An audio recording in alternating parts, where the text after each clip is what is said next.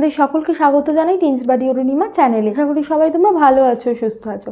আজকে class 8-এর chapter 5-এর মহামারীর part 3 নিয়ে আলোচনা করব। প্রথমে যে টপিকটা নিয়ে কথা বলবো সেটা হলো কালাজ্বর। কালাজ্বরের অন্য একটা নাম হলো দমদম জ্বর, কারণ এটা দমদমে প্রথম আবিষ্কৃত হয়েছিল। এই যে রোগ, এই রোগের যে আদ্য প্রাণী বা প্রোটোজোয়া সেটা হলো লিশম্যানিয়া ডোনোভানি। খুব ভালো করে নামটা পড়বে। অনেক সময় এরকমও প্রশ্ন দেয় যে কালা জ্বরের জীবাণুটার প্রকৃতিকে এবং জীবাণুটার বিজ্ঞানসম্মত নাম লেখো। যখন এরকম প্রকৃতি বলবে তখন সেক্ষেত্রে মেনশন করতে হবে এটা একটা আদ্য প্রাণী বা প্রোটোজোয়া।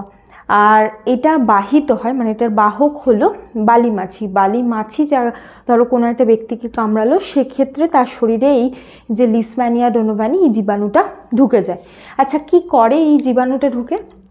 এইটা খুব মানে ধীরে ধীরে শরীরে ছড়িয়ে পড়ে এবং সাধারণত এটা যদি ট্রিটমেন্ট না হয় মৃত্যু অবধি মানে হতে পারে। প্রায় 2 বছর সময় লাগে মৃত্যু হতে। মানে একটা মানুষের শরীরে রোগ ঢুকলো এবং সে যদি কোনো রকম ট্রিটমেন্ট পেলো না বা ওষুধ আর কি, যেটা এর যে ওষুধ সেটা হলো ইমিউনোকম্পোটেন্ট জাতীয় ওষুধ লাগে, সেই জাতীয় ওষুধ না পেলে সেক্ষেত্রে তার মানে 2 বছরের মধ্যে সেই ব্যক্তি মারা যাবেন। এবং সেটার চান্স কিন্তু অনেকটা বেশি, মানে 94%। মানে বুঝতেই পারছো, ট্রিটমেন্ট না হলে কিন্তু মারা যাবেনই সেই ব্যক্তি। কি হয় এক্ষেত্রে? কন্টিনিউয়াস জ্বর হতে থাকে সেই ব্যক্তির, ক্ষুধামন্দ হয়, শরীরের ওজন হ্রাস হতে থাকে, প্লীহা বড় হয়ে যায়। এক্ষেত্রে শরীরের যে আরবিসি লোহিত রক্তকণিকা সেগুলো নষ্ট হতে থাকে, তার ফলে শরীরে অ্যানিমিয়া দেখা যায়, রক্তাল্পতা হয়, এই সমস্ত লক্ষণগুলো দেখা যাচ্ছে। এর যে আবিষ্কার হয়েছিল সেই মানে প্রথম দেখেছিলেন বিজ্ঞানী লিশম্যান। এই জিনিসটা দমদমে একজন রোগীর শরীরে দেখেছিলেন। তারপর সেটাকে খবর পাঠানো হয় এবং সেই খবর মাদ্রাসে পাঠানো হয় এবং সেখানে চার্লস ডোনোভান এই ক্যাপ্টেন আর কি এটার যে মানে অস্তিত্বটা কনফার্ম করেন। এরপর এটাকে মানে কালাজ্বর হিসাবে জানা হচ্ছে। দেখো, যেহেতু দুটো বিজ্ঞানী এর আবিষ্কারক বলতে পারো, সেই দুটোর নাম অনুযায়ী এই মানে আদ্য প্রাণীটার নাম হয়েছে লিশম্যান বিজ্ঞানী সেই নাম অনুযায়ী, আর দ্বিতীয় হলো ডোনোভান থেকে ডোনোভানি। ঠিক আছে। 1922 সালে ডক্টর উপেন্দ্রনাথ ব্রহ্মচারী এটার মানে ওষুধ আবিষ্কার করেন এবং তার ফলে কিন্তু এই রোগ প্রচণ্ডভাবে মানে কন্ট্রোল করা সম্ভব হয়েছে। এক্ষেত্রে এই যে মানে কালাজ্বরের মানে প্রোটোজোয়াটার নাম, কে আবিষ্কার করেন, এই রোগের ওষুধ, এই জিনিসগুলো খুব ভালো করে পড়বে। এখান থেকে কিন্তু বারবার মানে একটা না একটা প্রশ্ন পাবে এই সেকেন্ড ইউনিট টেস্টে। তারপর আসি হলো ডায়রিয়ার প্রথম যে কারণ সেটা হলো দূষিত জল হতে পারে, খাবার হতে পারে, বা কোনো রকম খাবারে কোনো রকম খাবার পচে গেছে বা এই জাতীয় খাবার গ্রহণ করলে হতে পারে।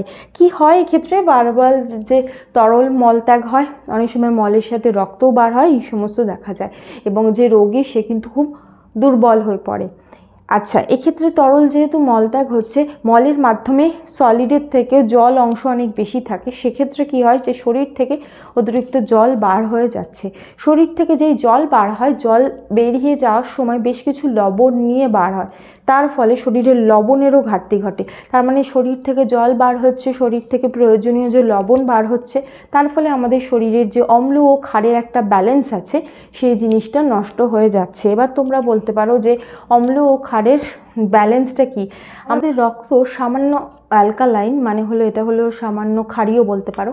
এটার ভিতরে আবার বেশ কিছু বাফার সিস্টেম আছে যেগুলো হলো অ্যাসিডিক। এই জিনিসগুলো নষ্ট হয়ে যাচ্ছে, তার ফলে শরীরে কিন্তু বিভিন্ন রকম সমস্যা দেখা যায়। এক্ষেত্রে ডায়রিয়ার যে প্রধান যে ওষুধ বলতে পারো সেটা হলো ওআরএস এর পুরো নামটা খুব ভালো করে পড়ে রাখবে, প্রশ্ন আসে। Oral rehydration solution.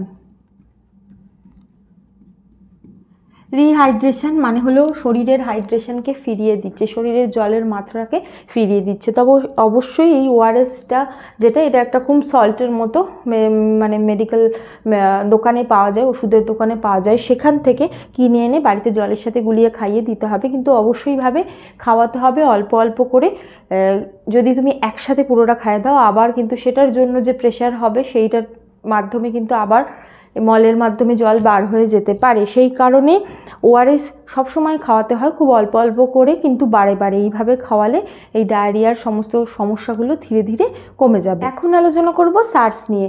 সার্সের পুরো নামটা খুব ভালো করে পড়ে রাখবে, এটা কিন্তু প্রশ্ন আসে। সার্স হলো সিভিয়ার অ্যাকিউট রেসপিরেটরি সিনড্রোম।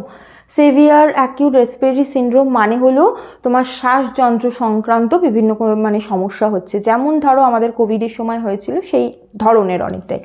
লক্ষণগুলি হলো প্রবল জ্বর হবে, শরীরে ব্যথা হবে, মাথার যন্ত্রণা হবে, শ্বাসকষ্ট হতে পারে, এই সমস্তগুলো হতে পারে।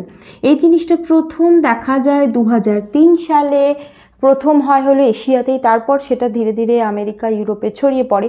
সেই সময় কিন্তু লোকেরা এই রোগ থেকে বাঁচতে মুখোশ পরতো, যেটা আমরা মাস্ক বলছি অ্যাকচুয়ালি সেই জিনিসটাই।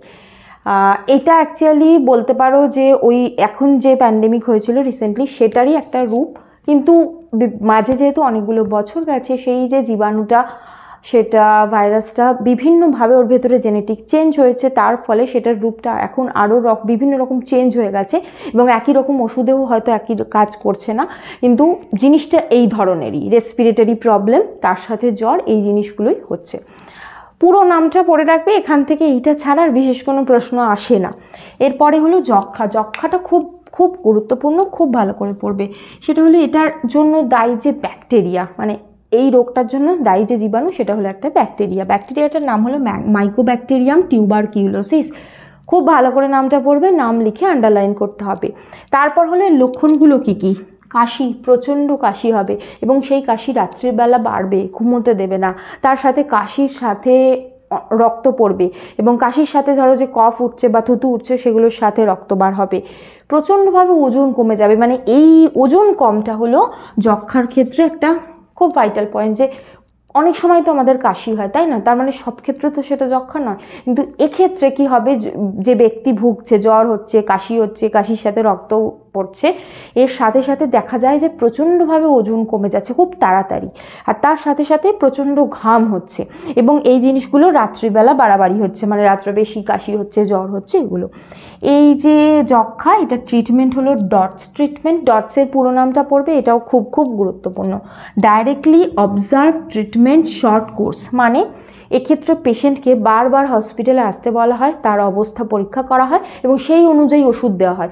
এবং শর্ট কোর্স বলছে যেহেতু বুঝতেই পারছো যে এক্ষেত্রে 15 দিন বা 21 দিনের বেশি গ্যাপ দেওয়া হয় না, 15 দিন বা 21 দিন অন্তর অন্তর পেশেন্টকে আসতে বলা হয়, তার অবস্থা দেখা হয়, সেই অনুযায়ী ওষুধ দেওয়া হয়, এবং প্রত্যেক দিন ওষুধটা খেতে হয়। এবং তারপরে মানে এরকম যেন না হয় যে ওষুধের কোনো রকম গ্যাপ পড়ছে, এবং সেই অনুযায়ী ওষুধটা কন্টিনিউ করতে হয় বেশ কিছু দিন, মানে 1 বছর 1.5 বছর এরকমও হতে পারে।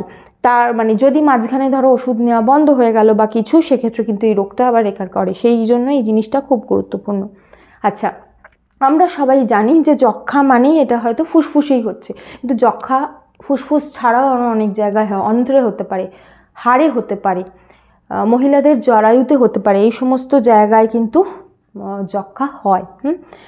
খুব ভালো করে এই জিনিসটা দেখে রাখবে। আর তার সাথে সাথে যক্ষা মানে ফুসফুসের যক্ষা কিন্তু প্রচণ্ডভাবে বায়ুবাহিত এবং প্রচণ্ড রকম ছোঁয়াচে, সেই জন্য বায়ুবাহিত রোগের ভিতরে প্রথম যদি কিছু আসে সেটা হলো এটা, এবং এটা এতটাই ছোঁয়াচে যে মানে ইভেন তোমরা নিশ্চয়ই অনেকেই জানো যে যক্ষার যেখানে ট্রিটমেন্ট করা হয় সেই হসপিটাল কিন্তু অন্য বাকি হসপিটালের অংশ থেকে আলাদা রাখা হয়, ইভেন নার্সদেরও আলাদা রাখা হয়, প্রচণ্ডভাবে তাদের এই জিনিসগুলোর প্রতি খেয়াল রাখতে হয়।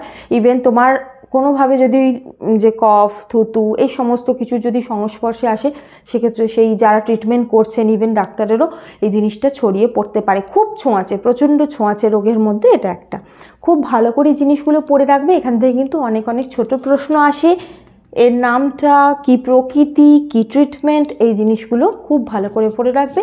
আশা করি বুঝতে পেরেছো। কোনো প্রশ্ন থাকলে জিজ্ঞাসা করতে পারো। তোমরা এই ভিডিওটাকে লাইক করো, শেয়ার করতে একদম ভুলো না, আর অবশ্যই সাবস্ক্রাইব করো এবং বেল বাটনটাও ক্লিক করে দিও। Thank you.